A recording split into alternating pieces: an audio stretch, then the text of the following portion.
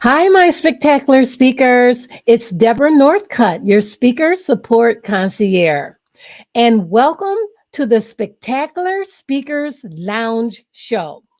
Today, I will be talking about how to turn your booking flights from zero to hero. Let us know where you are watching from so we can give you a quick shout out, and be sure to comment below or ask any questions. Thank you so much for joining us today and watching the Spectacular Speakers Lounge Show. And if you're watching the replay on Facebook, please feel free to comment below and I'll keep an eye out for your comments. Also, please feel free to share your Facebook Live with your friends and your fans. And most importantly, before we finished, please be sure to schedule a call with me to see what other revenue generating activities I can help you with. The link is in the body of this live of the text, so you can set up a call with me. Now, let me ask you a few questions.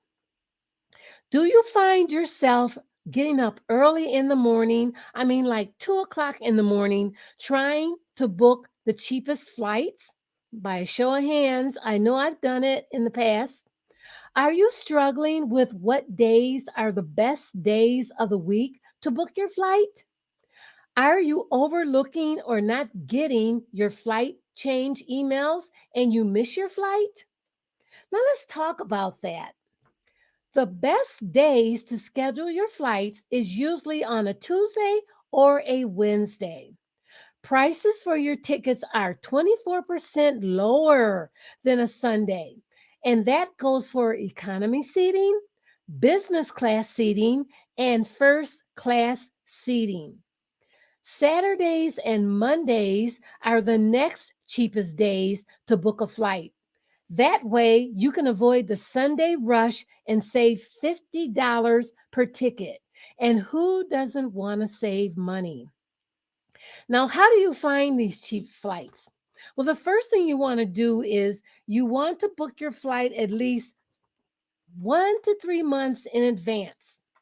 And also, to help yourself out, you want to set a price alert. There are computer programs out there that will do the work for you. Instead of checking prices every day, you can use search engines like Google Flights, Hopper, Skyscanner, and Kayak.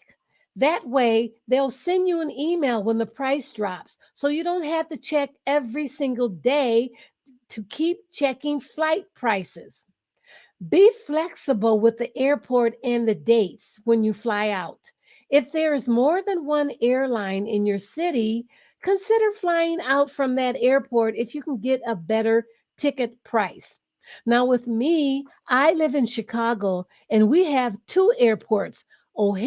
Airport, which is the busiest airport, and Midway Airport, which is a smaller airport. It just depends on which airport that you want to fly out from.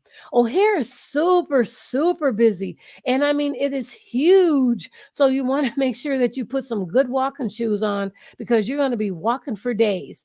Now, Midway Airport is a much smaller airport, less people. Less walking, and it's just as nice as O'Hare. It's just smaller. So, if you prefer to fly out of a smaller airport, and if you have two airports in your city, consider flying out of the smaller airport. Now, the best days to fly are when it's the cheapest.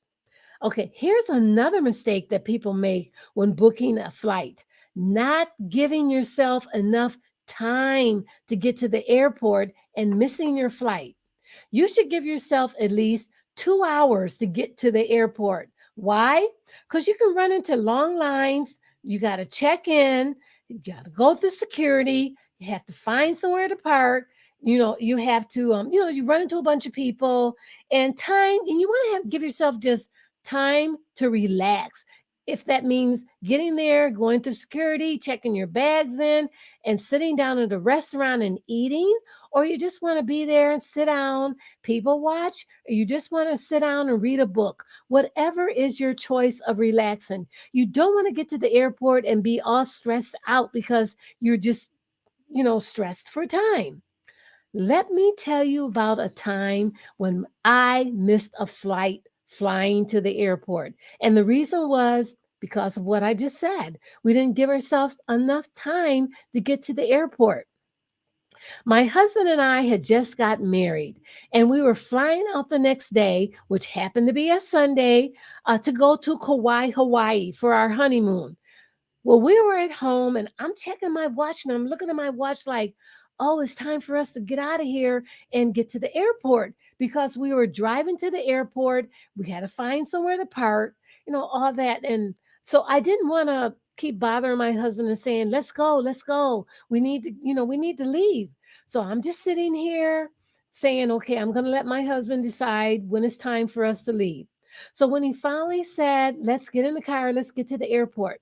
So we drove to the airport. Thank goodness traffic wasn't bad because it can be really bad traffic driving to O'Hare Airport. We got to the airport. We found somewhere to park. We caught the tram that takes you from the parking lot to the airport.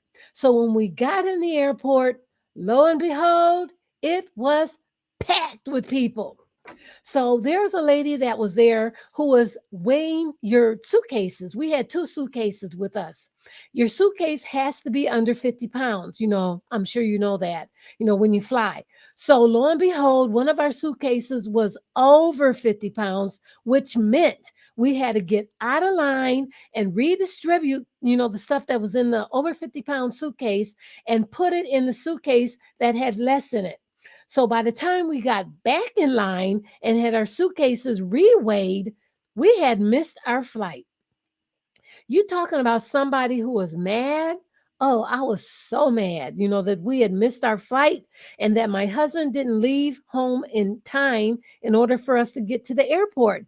Even though I knew that we should have left a long time ago, he kept, I don't want to say piddling around, but he was doing whatever he was doing on the computer, which we didn't have enough time to get to the airport. And on top of that, we got called over, lucky us, we got called over for our suitcases to go through. You know how security puts your suitcases up on a table and then go through everything in your suitcase.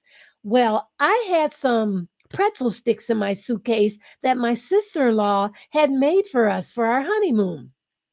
I had like 15 pretzel sticks in there. The pretzel sticks where she had covered it in dark chocolate and white chocolate, and she had put like sprinkles on those pretzel sticks.